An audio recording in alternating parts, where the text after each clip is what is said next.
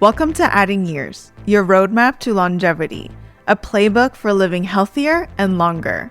I'm Josie. Along with being a certified personal trainer and longevity enthusiast, I am also a data and AI executive with 4 master's degrees, including one in AI from Johns Hopkins. In each episode, I'll share simple technology and AI-backed strategies with practical steps that you can use to build your own longevity roadmap. I'm not a doctor or medical professional, so be sure to check with your physician before trying anything we discuss on the show. We are living in the golden age of longevity information, but also the most confusing era in health history. Every week, there's a new peptide, a new supplement, a new fasting protocol, a new study, a new expert, and increasingly, people aren't following data. They're following personalities.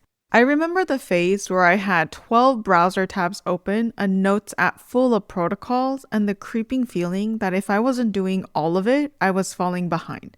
And that's not irrational. Longevity is complex, biology is probabilistic, and when something feels uncertain, confident voices feel safe. But every few years, a major voice in health gets reassessed, sometimes for science, sometimes for incentives, sometimes for decision making. And it reminds us you can't outsource your health strategy to any one person. So here's the shift we're making today. At some point in your longevity journey, you stop being a consumer of protocols and start becoming a strategist.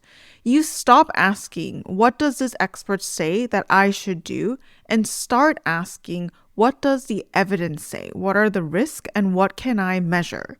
This episode is about making that shift, from following voices to building systems. So we're asking 3 big questions today. First, what's the real expertise versus personality-driven certainty? Second, what actually moves the needle for long-term health span? And third, how do you personalize a longevity strategy safely in an AI-driven world? And by the end of this episode, you'll walk away with a clear decision framework and one simple audit you can apply this week. And a quick note before we dive in. This isn't medical advice. Use this as a thinking tool and make decisions with your own clinician.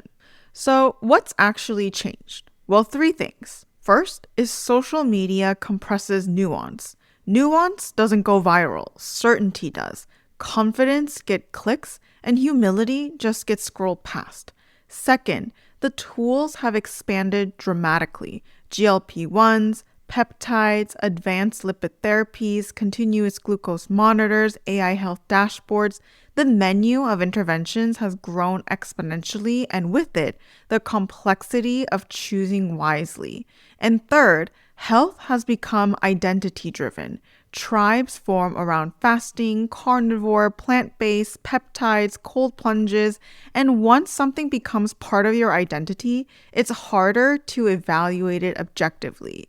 And now what hasn't changed is biology. The core metrics still matter. Strength, cardiovascular fitness, metabolic health, blood pressure, sleep quality, the fundamentals have not changed. But the noise has multiplied. And here's what I've learned from watching this space closely. Expertise in one domain doesn't guarantee wisdom in others. Someone's research might be valuable, their protocols might work, but that doesn't mean we should build our entire health strategy around one voice. And the goal isn't to become cynical. The goal is to become discerning. We need to separate the science from the source, to build a framework that doesn't collapse when one person disappoints us, to create a longevity strategy that's ours, informed by experts, yes, but not dependent on any single one. The shift from consumer to strategist means taking responsibility for your own decisions while still learning with the best available evidence. So let's talk about the psychology, the science, and the practical framework for how to actually do this. Let's start with something that's easy to overlook: Humans are wired to seek authority in complex domains. When information is abundant, outcomes are uncertain, and the stakes feel high, we default to confident leaders. This is evolutionary. Our ancestors survived by identifying who in the tribe knew where the food was, who knew which plants were poisonous, and who could predict the weather. Following expert guidance was adaptive. But here's the problem. Confidence is not the same as probabilistic reasoning. Longevity science is inherently uncertain because human lifespan studies take decades to complete, and many interventions are surrogate-based rather than outcome-based. And the mechanistic data often precedes outcome data by years, and sometimes even by decades. This creates space for interpretation, and in that space, personality can fill the gaps that data hasn't yet closed. So the problem isn't learning from experts, the problem is when we stop questioning them. And longevity? Well, longevity requires judgment under uncertainty. Formal credential matters, but they're not the only signal of competence. What matters more is demonstrated expertise in the specific domain you're talking about, a track record of being right over time, and a willingness to update beliefs when evidence changes. Cross-referencing isn't about distrusting experts. It's about reducing blind spots that any single perspective will inevitably have. And this is where the science gets critical. Increasing NAD sounds compelling. Lowering mTOR sounds compelling. Boosting autophagy sounds compelling. But the key question, the one most people forget to ask, is, does this improve hard outcomes? Let me give you a comparison. On the one hand, we have validated endpoints, things with strong evidence behind them.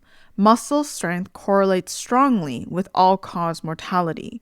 VO2 max is one of the most powerful predictors of lifespan. Metabolic health measured through insulin sensitivity and glucose control predicts chronic disease across the board. On the other hand, we have mechanistic speculation, things that are interesting but unproven in humans. NAD supplementation may improve cellular energy. Senolytic therapies clear zombie cells, and in mice mostly. These are fascinating hypotheses, but fascinating is not the same as validated. And I'm not saying don't explore mechanisms. I'm saying don't confuse mechanistic plausibility with survival advantage. Mechanisms are where hypotheses begins. Outcomes are where confidence earns its place. The strategist asks, what's the human outcome data? The consumer asks, what does this person recommend? And here's something that took me a while to fully internalize. More inputs do not equal more benefit. Stacking multiple supplements, peptides, and recovery modalities creates what I call attribution blindness. If something improves, what did it? If something worsens, what caused it? Without structured measurement, optimization becomes experimentation without feedback. The solution isn't to avoid experimentation, it's to structure it. Change one variable at a time. Set a measurable endpoint. Give it 8 to 12 weeks and then reassess. This is how science works, and this is how personal optimization should work too. The strategist experiments systematically. The consumer adds randomly. And the next evolution in longevity isn't finding a better guru. It's building better integration. AI can detect biomarker drift over time, flag trends before they even become a problem, correlate sleep quality with glucose variability, cross-reference interventions across multiple databases, and summarize research across conflicting sources. That's genuinely powerful. But here's the principle that matters most. AI should assist thinking, not replace it. Here's how I actually use AI. When I'm considering a new intervention, I ask AI for the human evidence on that intervention. Then I ask what the risk and contraindications are, and then I ask what biomarkers would validate whether it's working. From there, I cross-reference across sources and verify that everything aligns with my foundational markers. Then I confirm with my clinicians. And one critical note here is that AI can sometimes hallucinate studies or provide outdated information. Always verify the AI generated citations against the primary sources. The AI shows you where to look, and you actually need to verify that it's there. For ongoing optimization, I use AI to summarize lab trends over time, flag anomalies like sudden blood pressure spikes or HRV drops, and suggest correlations I might miss on my own, like my relationship between my sleep quality and glucose variability. AI is pattern recognition, and you are the decision maker. AI is a co-pilot, and you are still the pilot. The old model was find the smartest guru, follow their protocol, and hope it works. The new model is that you should build your own decision framework, use AI to cross-reference, measure outcomes, and iterate. The strategist uses AI to avoid blind spots, including the blind spot of trusting one charismatic voice without verification. And that's exactly where we're headed next with the framework. This framework allows you to graduate from consumer to strategist. 5 filters, then measure. That's the model. And before adopting any interventions or following any advice, run it through these 5 filters. Think of them as source, foundation, humans, risk, and horizon. Let's break each one down. First filter is source. Ask 3 questions. First, do they demonstrate expertise in the specific domain? Not just general credentials, but a track record of accuracy and intellectual honesty over time in this particular area. Second, what are their incentives and conflicts of interest? Supplement companies, device sponsors, expensive practices? These things don't automatically disqualify advice, but they require extra scrutiny. Third, do they update their beliefs when evidence changes? Are they willing to say, I don't know, or I was wrong? The test here is this. If someone has significant conflicts of interest or a pattern of never updating their views, their recommendation requires independent verification. Cross-reference, don't just trust. The second filter is foundation. Ask yourself, have I optimized the basics first? Is this addressing a foundational marker or an advanced optimization? The rule is very simple. If you haven't mastered the fundamentals, skip the advanced interventions. Foundation before fascination. What are the foundational priorities? Strength and muscle mass.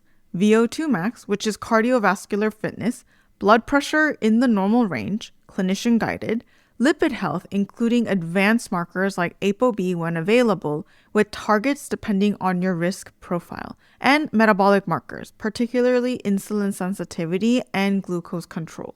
If these aren't optimized, peptides and cutting-edge protocols are just a distraction. The third filter is humans.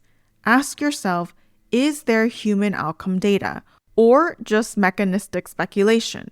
And what's the quality of the evidence? Are we talking randomized controlled trials or just observational studies? The rule should be that mechanical plausibility is interesting, but that human outcomes are what matters. Mice are not men. Mechanisms are not outcomes. The fourth filter is risk.